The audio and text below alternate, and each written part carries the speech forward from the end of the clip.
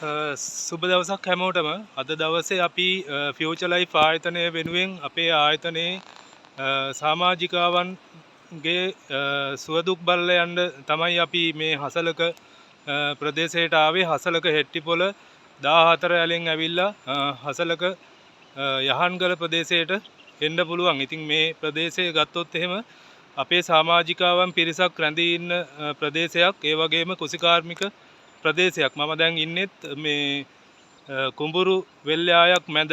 ඉතින් මේක වෙල්යායක් කියලා දැනට කියන්න බෑ. දැනට නාය ගියපු ලොකු ඛේදවාචකයක් වුණ ප්‍රදේශයක්. ඉතින් ෆියුචර් ලයිෆ් අපි හැමෝම එකතු වෙලා අපේ සමාගම් ජාලයම එකතු වෙලා අපි අසරණ වුණ මිනිස්සු වෙනුවෙන් අපි විශාල වැඩ කොටසක් කරගෙන යනවා. ඉතින් මේ වැඩ කොටසේදී අපේ ශාඛාව විදිහට දිගන ශාඛාව විදිහට අපිටත් ලොකු වගකීමක් තියෙනවා මේ අසරණ වුණ ජනතාව වෙනුවෙන් ඒ අයගේ දුක සැප හොයා බලන එක. ඉතින් ඒකට අපි අද දවසේ ආවා අපේ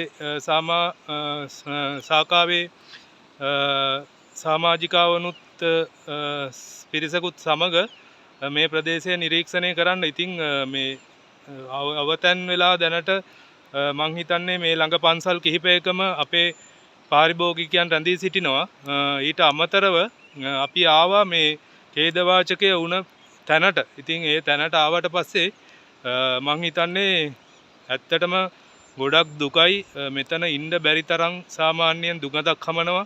ඒ මොකද කියලා ඔයාලට කියනවා නම් මේ ප්‍රදේශයේ දැනට මීට කලින් පවුල් 12ක් විතර ජීවත් වෙලා තියෙනවා. ඒ පවුල් 12ම මං හිතන්නේ මේ ඛේදවාචකයට හසු වෙලා දැනට ගොඩ අරගෙන තියෙනවා 12 දෙනෙක්ගෙන් විතර බොඩිස්. ඊට අමතරව තව මේ මිහිදන් වෙලා තියෙනවා සාමාන්‍යයෙන් 60 දෙනෙක් විතර මිහිදන් වෙලා තියෙනවා. ඒවා දැනට සොයන්නේ නැහැ.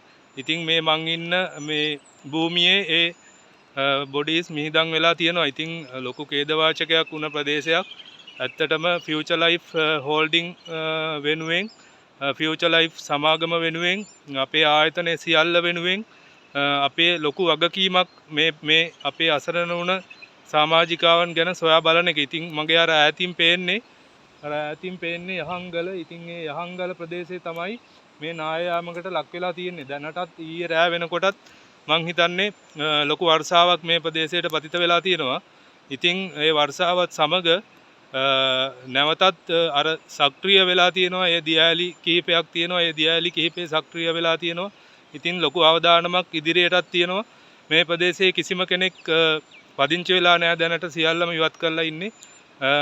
ඒ කට්ටියගේ ජීවන රටාව, ඒ සියලු ජනතාවගේ ජීවන රටාව සම්පූර්ණයෙන්ම වෙනස් වෙලා. ඉතින් ඒ සම්බන්ධව අපිට ලොකු වගකීමක් තියෙන නිසා තමයි ෆියුචර් ලයිෆ් වෙනුවෙන් දිගන ශාඛාව වෙනුවෙන් අපි මේ ප්‍රදේශයට ඇවිල්ලා ඒ අයගේ දුක සැප සොයා බලන්නේ. ඉතින් බොහොම ස්තුතියි හැමෝටම.